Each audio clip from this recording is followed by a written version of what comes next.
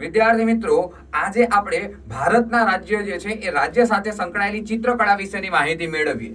તો મધુબની ચિત્રકળા એ બિહારના મિથિલાંચલ ક્ષેત્રથી નેપાળના તરાઈ ક્ષેત્ર સુધી પ્રખ્યાત છે. કલમકારી ચિત્રકળા વિદ્યાર્થી મિત્રો આંધ્રપ્રદેશ આવશે. પટ્ટચિત્ર મોસ્ટ આઈએમપી જે ઓડિશા રાજ્ય સાથે સંકળાયેલા છે.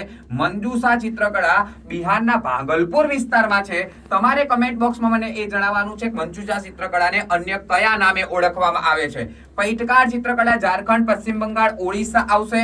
કાલીઘાટ ચિત્રકળા કલકત્તા સાથે સંકળાયેલી છે. ફાડ ચિત્ર જે છે એ રાજસ્થાન જોડે જોડાયેલું છે. પટુઆ ચિત્રકળા ઝારખંડના પૂર્વ ભાગ અને પશ્ચિમ બંગાળમાં છે.